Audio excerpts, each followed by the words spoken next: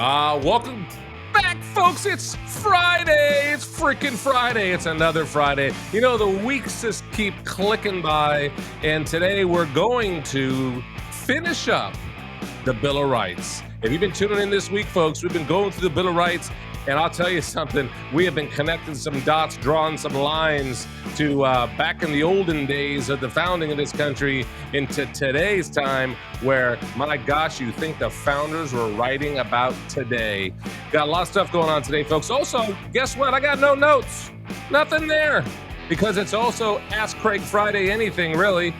So if you can go to contact at craigbouchonshow.com, contact at craigbouchonshow.com, and that should be exciting. Eric always has things lined up, so that's a great job there. So, folks, stay tuned. Don't miss this show. We'll be right back.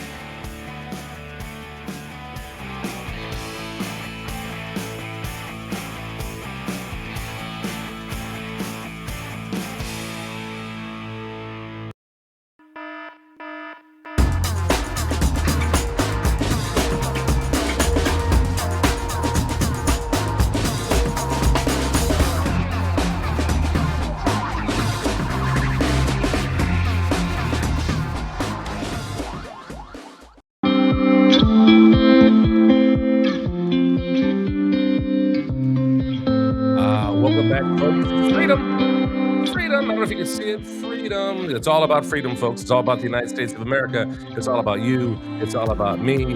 It's all about us. This country was made for us. This country must be defended. This country matters. And we are not like any other place in the world. We are different. And one of the things that makes us different is our Constitution, our Declaration of Independence before that, and then, of course, our Bill of Rights that we've been talking about as well this week. Hey, and before we get going today, I want to bring in Eric Thompson, the producer extraordinaire. How are you? Doing well. We had a good week on the fundamentals and how they apply even to the modern days. So it was a very interesting week. Yeah, it is. And folks, if you, for those of you who've been following along all week, you know exactly what we're talking about. It's been very interesting to see what our founders wrote about and what they were warning us about as well in their documents. And then it really how it rings true today. They could be right with us today, writing the things down with these amendments that we've been going through. We're on number 20 today. We think we'll get through 20 through 27 today. And then it's very interesting stuff, folks. If you missed any of it, just go back. It's archived at craigbouchon.com. And it's exciting to be able to do this kind of stuff for you. And also, Eric, time permitting, I know you always enjoy trying to throw questions at me. In a way, it's a little exhausting, by the way, folks, because I have no idea what he's going to ask at all, and I'm okay with that. It's important to kind of take things right on at face value, and then really sit here in front of everybody and kind of just really tell you what I think.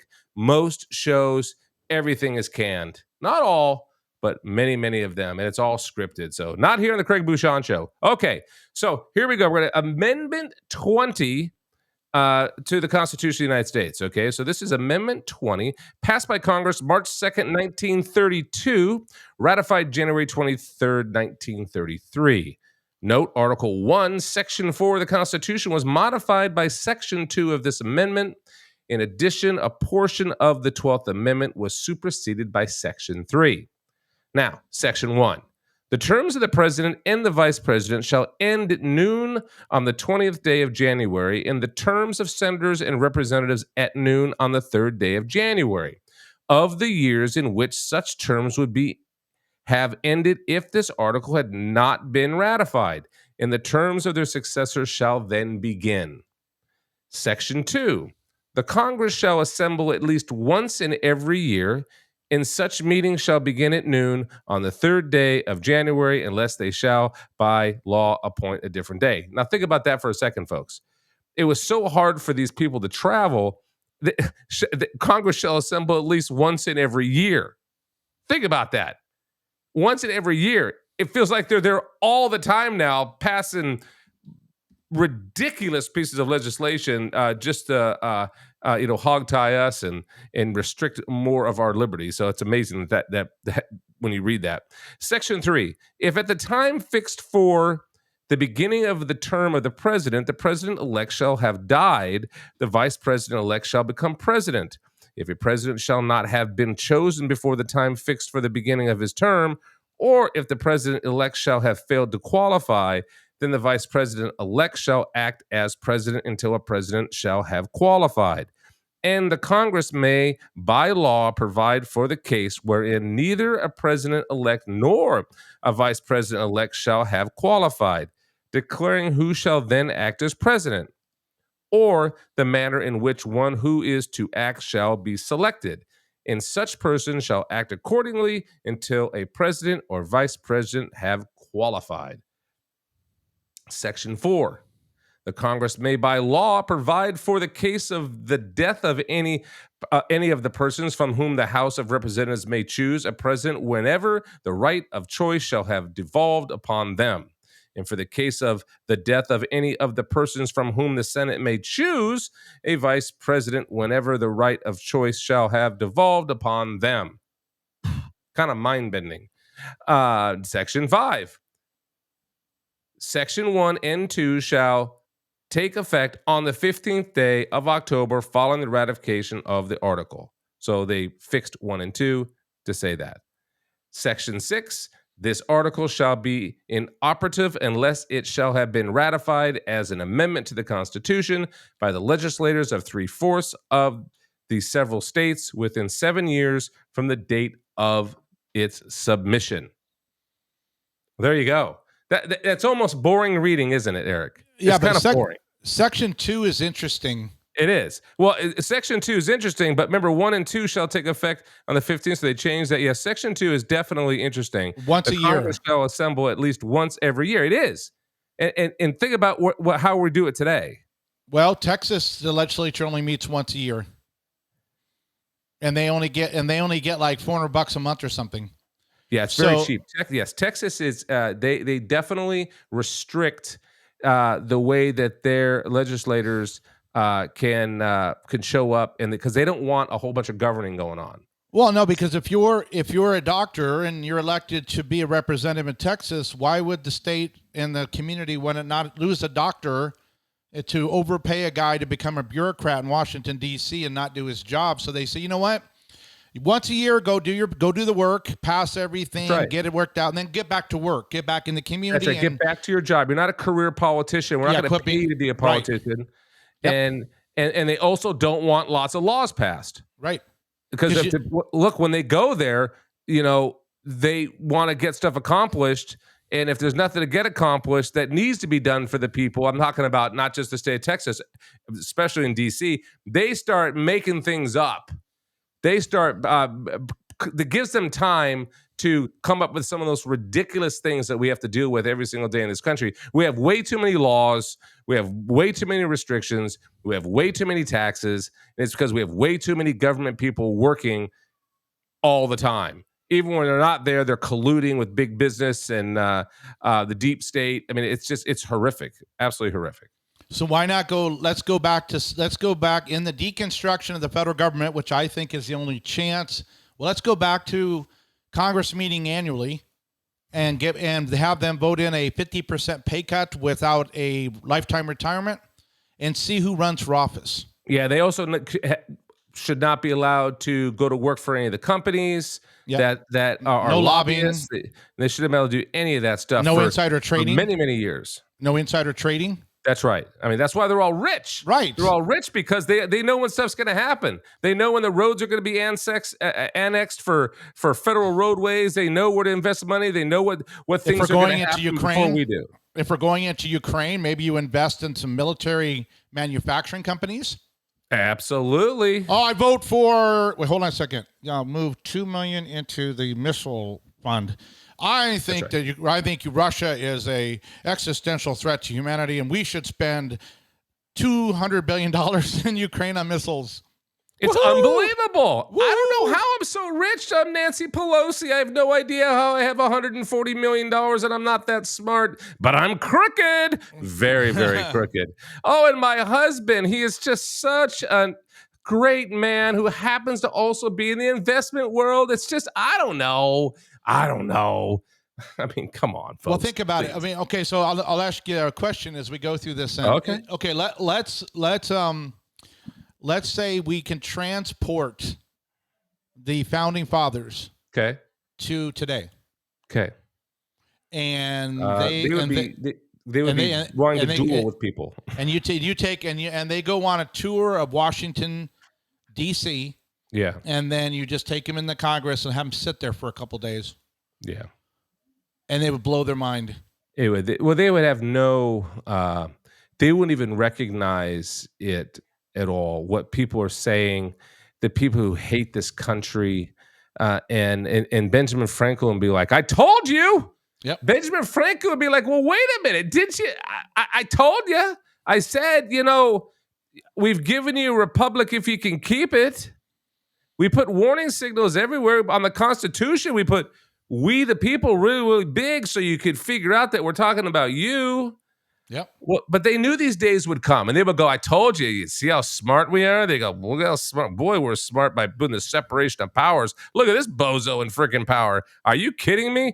Good thing we put a bunch of fail safes in because we knew people would get lazy. We knew people would just not pay attention. The ones who aren't lazy are super busy, and they're not paying attention. And they knew this day would come. What it would do, it validate them. Really, they would really be validated." They would be. They would say, "Wait a minute, where is half of the Congress? Oh, they're at home. Oh, okay, so good. They only come once a year. No, they've got 22 employees that are actually negotiating the bills for them." Yeah, they don't actually write any of it, by the way. Yeah. They just read what they're told to read, and then they vote on what they're told to vote for, and then they go back to their constituents, which is the people, right, and give them some lip service and some FaceTime when it's election time. See how well it works? Yeah, That's and politics. And then we're going to drive 5 minutes to the outside the Capitol and see a war zone, and try to figure out why the founders would go, well, why are people shooting each other, and why is there drugs all over when they can see the Capitol? What happened to the people? Why aren't the people voting to stop? Yeah, what happened to the people's house? Yeah, I think they would just. I just think it would be profound that they just went through a Revolutionary War. They feared for their life. They lost their wealth. They lost their health. They lost so much, and then they're sitting there seeing fat, crazy AOCs running around talking about making us into a Marxist hellhole.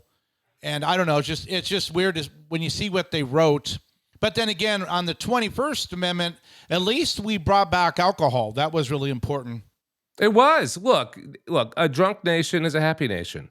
But think about George Washington, back on the money side of it. George Washington was worth several $100 million in today's times, and look what he was willing to do. It's amazing what our founders were willing to sacrifice for us, for a future that they were never going to see. And and a lot of them were people who signed these documents, folks. These founding documents were ridiculed. Some of them were killed. So some of them lost everything. So it's these people did a lot of great things for us, people that they don't even know. So now let's go to 21. Passed by Congress February 20th, 1933, ratified December 5th, 1933. Section 1. The 18th article of the amendment to the Constitution of the United States is hereby repealed. They repealed the 18th. Remember what the 18th was? Scroll back to the 18th for everybody so they know what was repealed. 18th was, what year was 18th? I got the 18th right here because I think I'm on a different site than you are. So Yeah. The 18th was after 1 year of the ratification of the article of the manufacture, sale, transportation, intoxication. It was the alcohol. It was the drinking times. Yep.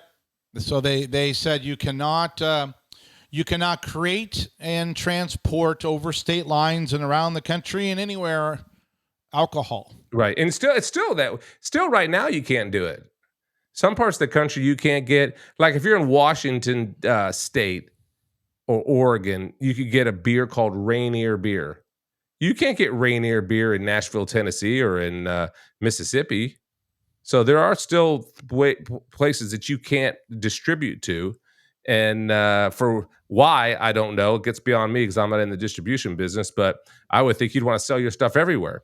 Okay, so section 2. Well, let me ask you a question about this one. Yeah. Why we spoke a little bit about it last time. Why Mhm. why do you think this was repealed? Just off the top of your head, why do you think they in such a short period of time they went from alcohol's bad, let's not have our country drunk, to let's Okay. go ahead and open the borders and let's drink away? Who Well, was behind this? I think the people for sure, people do not want to be dictated to in a mass. I mean, remember French fries? Remember, Mrs. Obama with McDonald's trying to get rid of French fries and Happy Meals and all that Oh kind of yeah, stuff. those poor kids. Yeah. Remember that? Yep. Why? Because kids need to not have French fries. Kids need to have apple slices. Huh? No. French fries are good. Eat French fries every once in a while. Nothing wrong with that. Well, drinking alcohol is fine every once in a while. So to answer your question, the super majority of the people who drink alcohol fine. Period. It's just the few that want to spoil it for everyone else, and the masses didn't want to take that. They're like, no, no, no, no. Take them out, do something with them. I want my alcohol. In the same way I want my French fries. Just because some people abuse it and eat McDonald's every single day, all the time, or eat bad food every day, all the time, you don't outlaw bad food. More people die of obesity than they do from alcohol. Obesity gives people more diseases because the amount of people that are obese from diabetes, high blood pressure, and all these different things. Okay. So that's why I think they did. They're like, no, forget you. I want to be able to drink because I don't abuse it. I want to have it. And if that's what I think. So All right. Okay. I don't think it's a conspiracy. So they went and said, what's it say in section 2 that Section 2, yeah, a transportation or importation into any state, territory, or possession of the United States for delivery or use therein of intoxicating liquors in violation of the law thereof is hereby prohibited. So, the transportation or importation in any state, territory, or possession of the United States for delivery or use therein of intoxicating liquors is in violation of the laws thereof is prohibited. So, if you pass a law, if some states, I guess, if there was a dry county or something, you can't go in there. It's just not. It's not everywhere. I think the states could govern themselves. The 10th Amendment. Yep. So, Section 3, this article shall be inoperative unless it shall have been ratified as an amendment to the Constitution by conventions in the several states, as provided in the Constitution, within 7 years from the date of the submission hereof to the states by the Congress. Okay. So now I think that's straightforward. Yep. So we were a drinking nation again. We are. And then I like it. 22nd Amendment. When was this one passed? This was ratified February 27th, 1951. Not that long ago, folks. 1951. And I think this is because FDR did 4 terms, and they said we're not letting that happen again. Okay. He left in what's 45. Eric talking about? Eric's jumping ahead, just so you know. Okay. So here he Okay. goes. He's setting it up.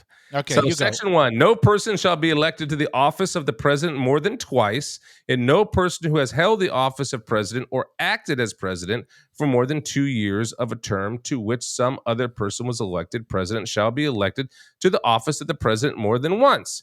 But this article shall not apply to any person holding the office of president when this article was proposed by the Congress, and shall not prevent any person who may be holding the office of president or acting as president during the term within which this article becomes operative from holding the office of the president or acting as president during the remainder of such term. So it wasn't like retroactive to the person that was in office at the time. I guess you could have Yeah, they could have stayed 100 years An unlimited until amount this of time. kicked in. Yeah. That's Yep. right. Section 2, the article shall be inoperative unless it shall have been ratified as an amendment to the Constitution by the legislatures of three-fourths of the several states within 7 years from the date of the submission to the states by the Congress. I think that's straightforward. I think that, today people go, we need term limits for everybody. Well, it's kind of sad that we need term limits, by the way, folks. It really is. And you would say, well, why is that? It's because we already have term limits, and it's called voting. But because people were just, if people voted and paid attention to the politics, you wouldn't have to have so many layers of protections when it comes to who's serving in office and for how long. People, unfortunately, do not pay attention that long. They will if something dramatic happens, and they'll get engaged, and then they disengage again. Then the bad people come back again. We need to, and then it's this constant push pull. We need a consistent society pushing against those that are wanting to lead us, and also supporting those that are good by backing them up. And they need it right now. Right now, they're outnumbered in Washington, D.C. The good guys and gals are outnumbered by the bad. That's just the way it is, and we got to fix that. So, now you have people saying, "Well, we need to have term limits for everybody." Well, you know what? Unfortunately, it's probably true. We need to pass term limits for all for all of Congress, just like we have for the President of the United States. But it also tells us that we are not capable of voting people in and out when they suck. Just that simple, right? Yep. And so, it is what it is. I mean, that's kind of the unfortunate evolution that's happened, and why our founders had so many warnings. And you could see as we read through these, there's a lot of fail safes that they put in, and they had to go back and fix things too. They try to figure it out, and of course, society is the one thing about a republic is that society is ultimately in charge, not the government. Society is. There's just a lot of fail safes in there that we can't have mob rule. And that's a great thing. And I have to say right now, again, because I keep hearing it, we're not a democracy. Stop saying democracy. We have to stop saying, anyone who says democracy, say, no, time out. We're not a democracy. We're a republic. And they're doing that on purpose. They want us to sound like Europe. There's democracies in Europe. We're not. We're different. We're a democratically elected representative republic. It is to the republic in which we stand, not to the democracy in which we stand.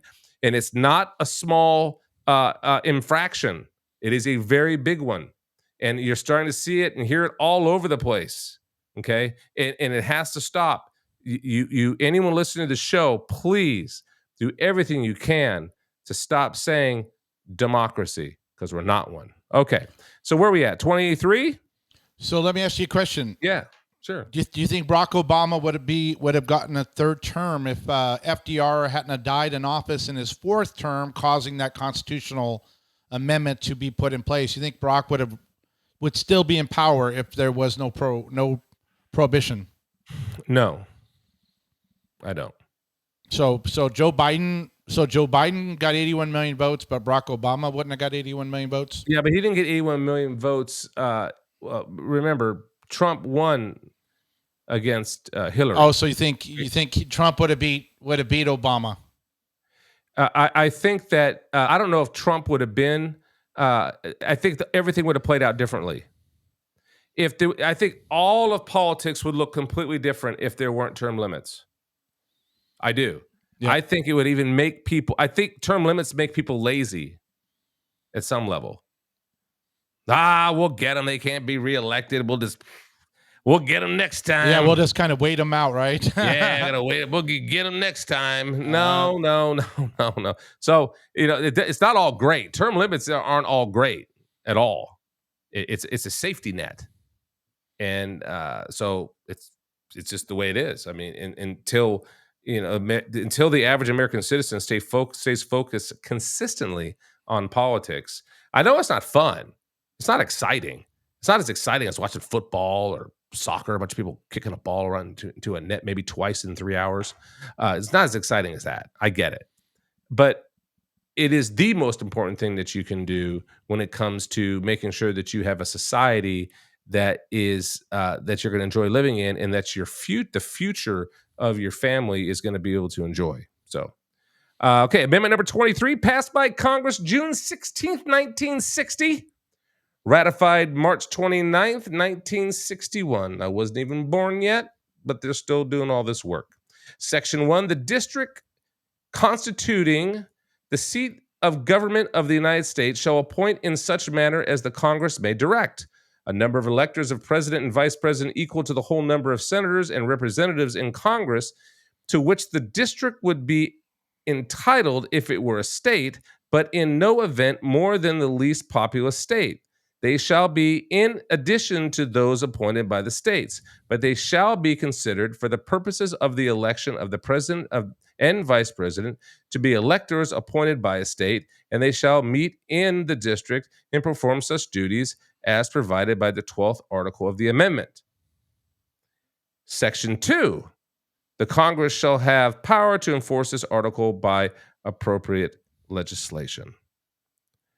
So, as we move on, I'm going to circle back in a minute, but we'll keep going right now for the sake of time. And we are on 24, Amendment to the Constitution, passed by Congress August 27th, 1962, ratified January 23rd, 1964. Section 1, the right of citizens of the United States to vote in any primary or other election for the president or vice president, for electors for the president or vice president, or for senator or representative in Congress shall not be denied or abridged by the United States or any state by reason of failure to pay any poll tax or other tax. That's a big deal, by the way, folks. Section 2, the Congress shall have power to enforce this article by appropriate legislation. So what part of the country, what states were trying to put a tax in to keep a certain race from voting? Oh, I don't know. Where would that be? Would it be like the South? South? Maybe Democrats? Interesting. Jim Crow. And would it be because the people were slaves? And no, wouldn't be that at all. It wouldn't be the Democrats that did that. No, not at all. No. They love minorities. I'm just a revisionist. I'm a truth-seeking revisionist. Oh, folks, I'll tell you what, these people have gotten so, I don't know how these people, well, I do know how they've done it. We've talked about it many times. The average American, unfortunately, because of multiple reasons, has not paid attention. And these revisionists that are actually trying to rewrite the history of this country, it's mind-boggling to me how far down the road they've come. But the good news is, here we are, and we're going to flag them down and pull them over and give them a citation and metaphorically put handcuffs on them and put them in jail and throw away the key, because they must be removed from office, and they must be removed legally and judiciously. So here we are. Okay, so we're at 25 right now, passed Congress July 6, 1965, ratified February 10th, 1967, the year I was born, by the way. Note, Article 2, Section 1 of the Constitution was affected by the 25th Amendment. Section 1, in case of the removal of the president from office or of his death or resignation, the vice president shall become president. Oh, they said his, by the way. His death. Misogynistic. Oh, yeah, probably a white male Christian. Had to be. Probably wore a wig on top of that. See? Yeah, transgender. What year was this? What year was this ratified? 1967. So this would have been after Kennedy was killed. Yes, that's right. So it's probably what got this in motion then. Yeah, because that's tragic. Section 2, whenever there is a vacancy in the office of the vice president, the president shall nominate a vice president who shall take office upon confirmation by a majority vote of the Houses of Congress. Section 3, whenever the president transmits to the president pro tempore of the Senate and the Speaker of the House of Representatives his written declaration that he is unable to discharge the powers and the duties of his office, and until he transmits to them a written declaration to the contrary, such powers and duties shall be discharged by the vice president as acting president of the United States. As Section 4, it's a doozy. Uh, Whenever the vice president and a majority of either the principal officers of the executive departments or of such other body as Congress may by law provide transmit to the president pro tempore of the Senate and the Speaker of the House of Representatives their written declaration that the president is unable to discharge the powers and duties of his office, the vice president shall immediately assume the powers and duties of the office as acting president. Thereafter, when the president transmits to the president pro tempore of the Senate and the Speaker of the House of Representatives his written declaration that no inability exists, he shall resume the powers and duties of his office unless the vice president and a majority of either the principal officers of the executive department or of such other body as Congress may by law provide transmit within 4 days to the president pro tempore of the Senate and the Speaker of the House of Representatives their written declaration that the president is unable to discharge the powers and duties of his office or climb stairs to the plane. No, it doesn't say that. I apologize. Thereupon, Congress shall decide the issue, assembling within 48 hours for that purpose, if not in session. If the Congress, within 21 days after receipt of the latter written declaration, or if Congress is not in session, within 21 days after Congress is required to assemble, determines by 2/3 vote of the House, of both houses, that the president is unable to discharge the powers and duties of his office, the vice president shall continue to discharge the same as acting president. Otherwise, the president shall resume the powers and duties of the office. Now, that right there, folks, is probably one of the most popular talking subjects about Biden. And the left was using it for Trump, and of course they were. And Pence, you gotta get the cabinet in the House. You need to get the Speaker and the Senate leadership and the cabinet to say that Trump is unable, he's unfit. Right. Yeah, so, it is. But you can see how hard it is to do. It's 2/3 of this, 2/3 of that. I mean, it's very, very hard to get that accomplished. You can say it out loud, and you can say, "Yeah, we're going to do it," but it's very, very hard to do, as it should be. Yep. Okay, what are we on? 25. 26, right? 25. Is it 26? It is 26. Yeah. Here we are. My gosh, it is 26. I apologize, folks. Oh, passed by Congress March 23rd, 1971. Ratified July 1st, 1971. Note, Amendment 14, Section 2 of the Constitution was modified by Section 1 of the 26th Amendment. Section 1, the right of citizens of the United States who are 18 years of age or older to vote shall not be denied or abridged by the United States or by any state on account of age. In Section 2, the Congress shall have power to enforce this article by appropriate legislation. Wasn't it, who was it that wanted kids to vote at 16? Oh, but they still do. The squad, the San Francisco let 16-year-olds in New York 16-year-olds to vote. Yeah, they want to go to the high schools and start indoctrinating them and then get them voting. Yeah, absolutely. Yeah, but 16-year-olds is just like an 18-year-old. Heck, some people think you shouldn't be able to vote till you're 21 now. Well, you can vote at 16, but you can't own a gun till you're 50, and they're grooming the kids. You can't ever own a gun. You're making a big mistake there. You're never allowed to own a gun. Because I guess while they're grooming, they can get them to vote too. Yes. Okay. 27, folks. Drum roll. I don't know. It's all right. The exciting one. All right. It is. This is the one that you've been waiting for, folks. Originally proposed September 25th, 1789.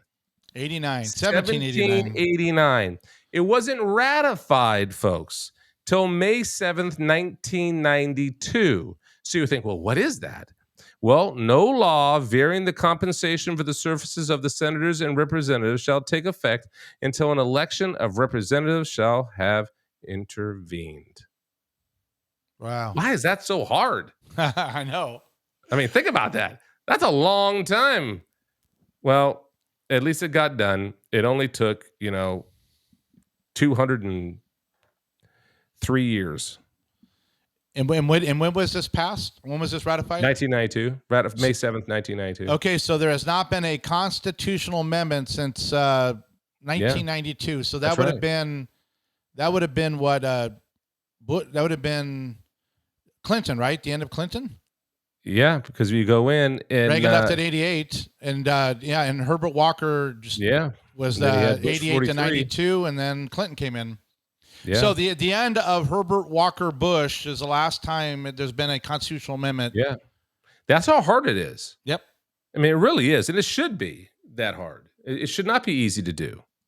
And so there we did it. Okay, and then we're gonna in the days or maybe weeks ahead, we're going to then go to the Constitution. So because remember, this last week we did the Declaration of Independence, and the writings there were so interesting how they connected to the amendments that we kind of skipped over the Constitution. And we're going to go back to the Constitution and then see how it all ties together. It's an interesting way to approach it, and it's been interesting so far. And so, folks, when we come back, we got a few things going on. We're going to talk about AmericaICan.com. We also, before the end of the show, letters to Trump. But it's the time of the show that I just get asked questions by Eric and by you, and I don't know what they are, and I have no idea what I'm going to say. But we're going to find out when we get back. We'll see you in a minute.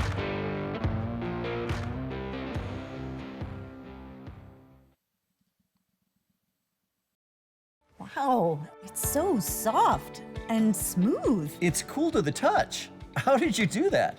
Well, we took MyPillow's patented fill and combined it with this new technology that we didn't have back then when I invented MyPillow to bring you the best pillow in history, MyPillow 2.0. Because of all of you, MyPillow 2.0 has been a huge success, and now we're bringing you our best-selling Go Anywhere MyPillows with the same temperature-regulating technology. Made with my patented adjustable fill and brand new cooling fabric, they're truly the next generation of MyPillow. So go to MyPillow.com or call the number on your screen. Use your promo code to save over 60% on our MyPillow 2.0 4-pack special. You'll get 2 MyPillows and 2 Go Anywhere MyPillows, regular $259.92, now only $99.98. King size just $10 more. This is a limited time offer, so please order now. Keep up the great work, Craig, and congratulations again. God bless you. Love made it right. Suddenly I see the light. Now when I'm walking home to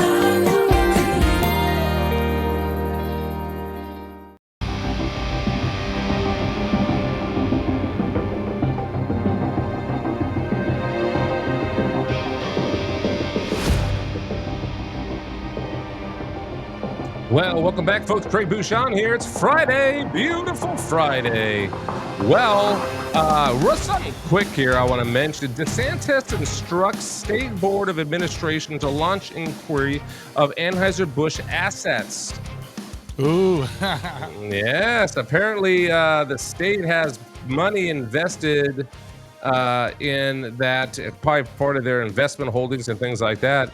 And they want to find out what's going on. The governor said that the pension had $50 million invested in InBev, who's the parent owner of Bud Light and Anheuser-Busch stock, and that the decline in value had hurt Florida's teachers and other pensioners.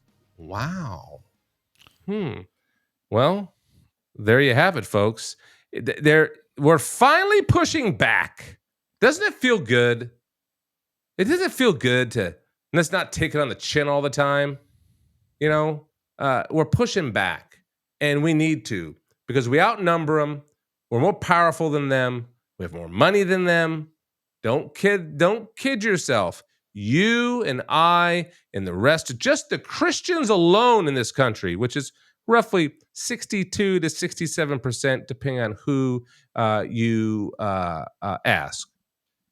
Collectively, that's a tremendous amount of power, folks. So don't be intimidated. Don't be worried. Stand up for what you believe in, and good for Governor DeSantis. I do. He needs to stay governor. I think that he should have not ran for president at all. I think it was too early for him, and he is. I think made a big mistake. I think the deep state is definitely involved in that, and but I do like this. I like it a lot. I think that we need to put pressure on these companies and make them feel so much pain that either they'll never do it again, okay, and they repent and they give millions and tens of millions of dollars to veteran funds to help our wounded warriors, and then possibly you might buy a 6-pack of Bud Light. We'll see. Man, I think DeSantis is pulling a Pence, Uh-oh. because if he would have just kept doing his job, which is outstanding in He's Florida, a phenomenal governor. then at 28 it wouldn't even have been a contest.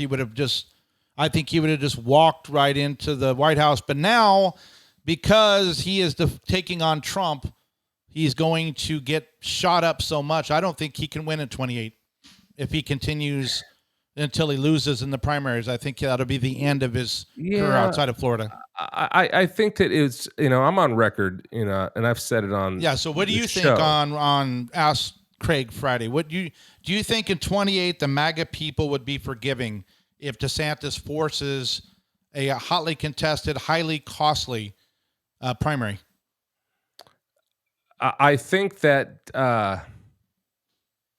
The 60 million or 50 million MAGA people. I think that the MAGA folks are not stupid, and I think it's going to depend on how. He's not going to bow out. All right, DeSantis is not going to bow out, and you got to think of the reverse psychology of this. The enemy that's infiltrated the Republican Party, who's in the deep state, also want DeSantis destroyed. Yep. Please understand that. Okay, they want him gone too. So they've put him in a position, and he should have not allowed it. And to me, that's his immaturity, probably politically, and who knows what pressure is being put on. But remember, they want you to hate him, because then who's next, right? And they're going to keep going right down the list. So we can't be stupid. Really be mindful about what's happening. Pay attention to how this 24 election evolves. All right. In the words that are said. All right. But I'm on the record saying it is a mistake that DeSantis is in the race. It's a mistake for him to attack Donald Trump. That is not the way that you're going to get Trump's people behind you. And I would have taken a whole different reverse psychology on it completely. I would have just kudos to Trump. And what he did as president. You can point out the things that Trump also pointed out that he made some mistakes on by listening to the deep state, which he didn't know was a deep state at the time, like the Faucis, for example. But then you got to go after and defend Donald Trump with the DOJ. He has done that a little bit. Like he said, he would not let him be extradited to New York. Remember that? So he's trying to do some of that stuff. So he's walking this fine line. And I don't know if it's going to be successful or not. But to answer your question, it depends. It depends on how this election evolves. Okay? But they want to look, if they could take Trump out and take DeSantis out at the same time, what a victory that is for the freaking left and for the deep state, the crooked Republicans. So I don't know. Just keep that in mind. Okay. This is interesting. The Oversight Committee, which is like they're like the foundation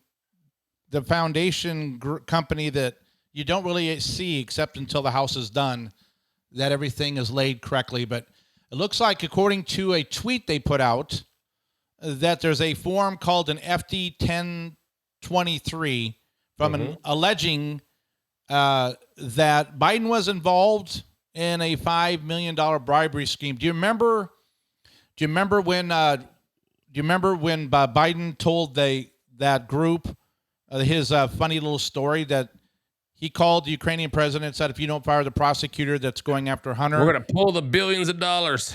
Well, that goes along with this tweet. Actually, it goes along with this memo that kind of verifies that,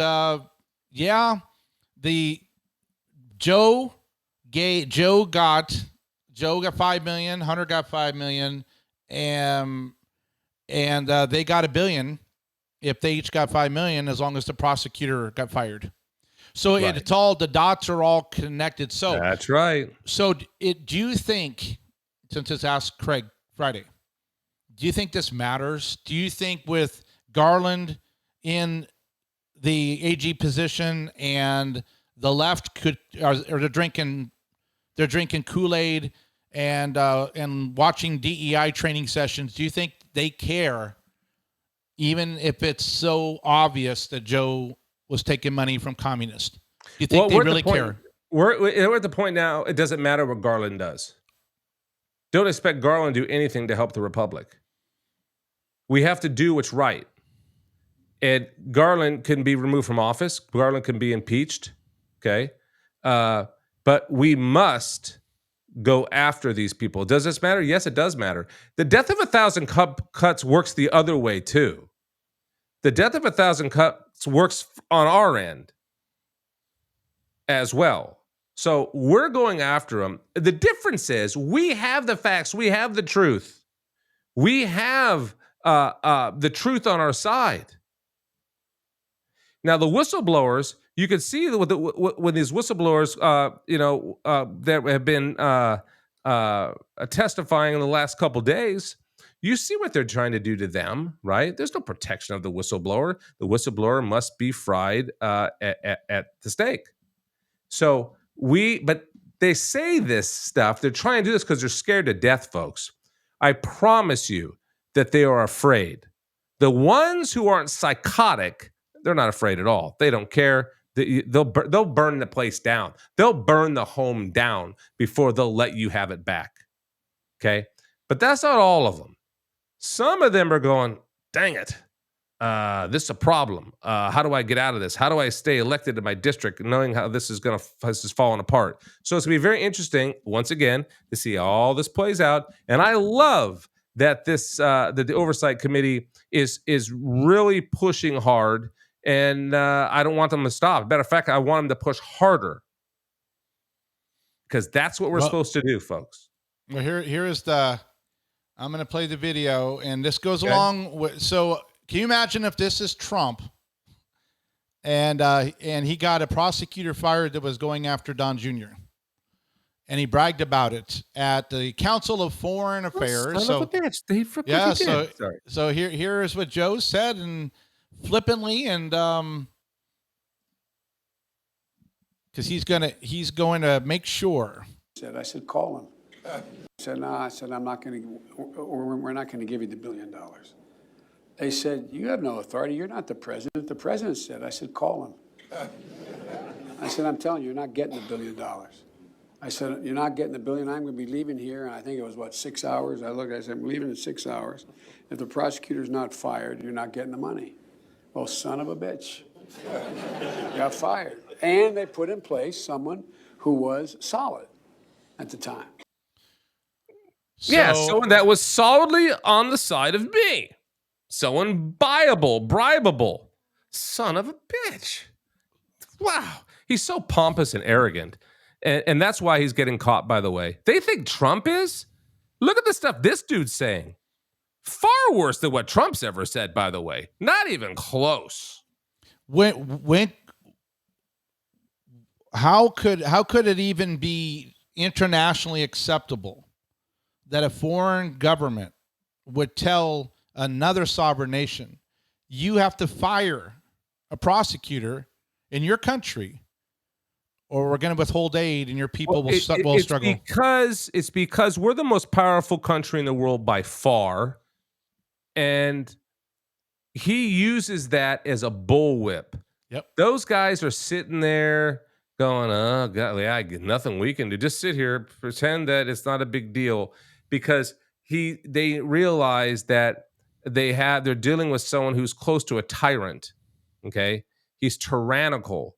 That's a tyrannical thing. That's something a king would say. All right, and that's why you have such a big issue right now with this whole Biden investigation, and with Hunter Biden when Hunter Biden's cut from the same cloth, as whacked out as he is, where he said, I have my father sitting next to me, basically saying, you don't want my father coming after you. Okay. So let's just get this done. Get it? You get it? That's the whole MO. They're using the position that they've been blessed to have, being in a leadership position in this country. Biden has just from being a U.S. senator to the president to VP to being the president, he has absolutely disrespected the offices, all the offices that he has taken, and he's weaponized them not only against we the people, but against companies, by companies and countries in other parts of the world. Okay, what do you think of this? Dr. Rand Paul was on Fox Business, and he says, from what he can see in the Senate, that our military is actually out of ammo now, and we're out of money. We've given Ukraine so much that here's actually, I'll play a little video clip of it. But yeah, do it. Let's see it. I want to see this. Here, this is what happens when you. This is what happens when you let the left run the country. Just one other point, Senator. Last minute or so. Look at White House is saying another $1 billion to the Ukraine war. You know, I don't think the American taxpayers, I don't think American voters want an unlimited commitment to the Ukraine war. And I know you've spoken out on this. What's your latest thinking? Why does no one want to have some kind of peace deal? Why does no one want to define our goals? It all seems so helter-skelter to me right now. I love freedom. You love freedom. We both believe in sovereign rights. But after all, where's this story going? You know, I think economically, or from a fiscal conservative perspective, it makes no sense to borrow money from China to send it to Ukraine. So it's not like we're sending them surplus funds. It's like, oh, we have some surplus ammo around. We're actually out of ammo now. We're out of money. And so there's no real sense in continuing to do this. The other thing it does is it prolongs the war. This war can go on forever. I don't think the Russians are ever leaving Crimea. I don't think the Ukrainians. Okay, Craig. So do you agree with Dr. No, Rand Paul? I do not. Okay, No. so where do you disagree? Absolutely do not agree with that whatsoever. When this part right here, we're out of ammo. We're not out of ammo. Make no mistake, the industrial war machine, the complex that's there, has us stockpiled with weapons and with bullets, ammunition. Trust me. Now, this old stuff, I mean, we're giving them cluster bombs. That's old tech. That's World War II technology that ended in 2000 or 1992 or something like that. We don't use those anymore. So are we out of those? Probably. Part of what's happened in this war, folks, think about it this way. Whether it's Leopard tanks coming out of Europe, whatever, fighter jets, you know, the thing, they want F-16s and all that kind of stuff. But everything that is being given is old stuff. It's just old. And why it's being done is because A, it's for sure helping Ukraine. B, Russia doesn't have anything, very, very little in first world generation weaponry like we do. Very, very little. Doesn't mean they don't have nuclear bombs, but really, can they even get off the ground? I don't know. Maybe. Could they even go where they wanted them to go? I don't know. Because Russia's look pathetic, okay? Unless they're playing the greatest game of possum where they just look atrocious, that they can't beat Ukraine. Are you kidding me? I don't care what little weapons we've been giving them. That's nothing compared to fighting Europe, let alone the United States of America. So, do I agree that we're out of ammunition? No, I don't. So why did he say it? I don't know. Just because people say stuff and they're in an interview and hey, we're out of it. Try to make their point. And it's not true at all that we're out of ammunition. And but should we keep putting money towards Ukraine? No, I don't think we should. I think that what we should do Look, I've said it before. The only way I think that we could be very, very impactful on stopping the war, which they don't want to do, is we institute a no-fly zone with F-35s. Period. Now, they're sending a whole bunch of F-35s towards Iran, right? Because they're trying to quash whatever's going on over there. Understand why this is going on in Ukraine. China is still going after Taiwan, and you still got Iran over there feeding weapons to Ukraine as well. They're all in collusion together. China's buying oil. They're all in this together. The BRICS nations. Look, folks, it's tragic, but it's true that Europe is in deep trouble. They're weak, and Russia knows it. So the United States of America, it falls on us, unfortunately, again. But no, we're not out of ammunition. Well, then on a quick answer, Yeah. how do we get, so if Russia is primarily holding its gains right now, and because it's waiting, I think, for the U.S. to back off a little bit, but how do you think this ends, or does this go on? Is this an open wound that just kind of limps along for decades? Well, I think that the world is so.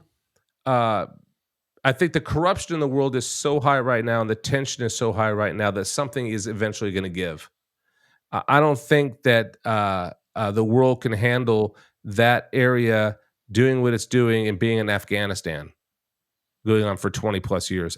I don't see it happening. There's too much tension. I think the devil is at work right now. I think that something is going to give. Something's going to break. Something's going to happen, and something is going to escalate. And I think the stuff could hit the fan. It's just too much.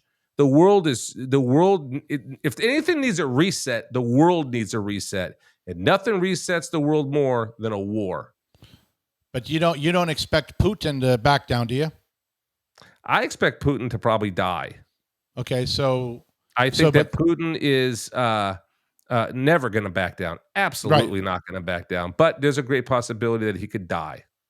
So if he's still getting the best medicine in the world as a multi-billionaire, so this could go on. This could cost the United States $1 trillion. Oh, of course, absolutely. And what about Europe? See, I believe Germany's a very, very wealthy nation. We should not be so monetarily engaged in Ukraine. We just shouldn't. Strategically, we can be. If they want to buy weapons from us, fantastic. If Germany, see what happens is Germany and Poland and all those places are giving their old stuff to Ukraine, and guess what they're going to do? They're going to buy new stuff from us, and by all the people that our politicians back: Boeing, Lockheed Martin, Raytheon, all these big conglomerations. They're getting very, very, very wealthy on this. Chase Bank can't wait to get in there. BlackRock. There's a lot of money to be made during war, but the citizen. For you and I don't want one boot on the ground of an American citizen, a soldier at all. None. If these contractors want to go there, that's up to them. That's what they want to do. Have at it. But I do not want any of our men and women on the ground in Ukraine, period. And the money we have to figure out a different way, a different strategy than just giving money. Europe has got, well, that's what Trump was talking about. Europe was not putting money into their defense systems. Can you imagine if Europe was, let's say Mexico was attacking us and we weren't doing anything, they were messing with us, but we weren't really doing much. We were asking England to pay for us to fight Mexico. Because that's what's basically happened. Right. Western Europe's going, hey, our country next to us is having a skirmish with Russia. Would you pay for it? Would you pay for it, United States? Yeah. Yeah. I mean, I've said it multiple times. Europe is weak. Europe, for some reason, lacks intelligence. They constantly get themselves into these situations, and it's we look at the UK. The UK is falling apart as well. But what does it all have in common? Their faith in God. It is. As Europe has left God, look what's happening to them. The UK is leaving God. Look what's happening to them. Well, look at this tweet by Look at us. Franklin Graham. So Yeah. China, besides TikTok, besides setting up Confucius Institutes, besides buying up our land by military bases, they, according to Franklin Graham, they're working on a 10-year plan to rewrite or to re-educate the youth of America on what the Bible really means. Yes. 100%. So not only are they hitting us at the educational level, they're trying to hit us at the spiritual level. Yes. Making Jesus to be a soy boy, because they're saying that the Bible that America has presented as a strong Jesus, and he's saying that makes him Jesus kind of a killer, a judge instead of a loving guy. So that he wants the soy boys in America to embrace the loving, weak, pacifist Messiah. That's just right. interesting that they're the they're Yamate. yeah. All Okay. right. Well, we carried over, so we still got to do the Trump. There it is. Right here. Oh, absolutely. Letters to Trump. Who is it tonight? Oh, today is going to be a beautiful day. And that's my marker there. Who do we got? Oh, Henry Kissinger. Well, Henry Kissinger. You don't like Henry Kissinger at all, and I can understand why, okay? And this is not a history lesson on Henry Kissinger. This is Henry Kissinger saying how much he liked Donald Trump. And let's see, this is June 22nd, 1988. Dear Dawn, many thanks for your extraordinary courtesies in Atlantic City. I enjoyed the chance to talk with you. Warm regards, Henry A. Kissinger. Also, let's see here. It says this is something from the desk of President Donald J. Trump. Henry Kissinger was probably very disloyal to Richard Nixon, but we'll never know exactly what happened. He was smart like a fox, cunning as could be, and had friends on every side of the equation, but you never really understood or knew where he was coming from. One thing I'll say for Henry Kissinger, everybody respected him, whether they liked him or not, and as good as he was, and as intelligent as he was, I don't know whether I'd like to have him in the foxhole with me. Yeah, see?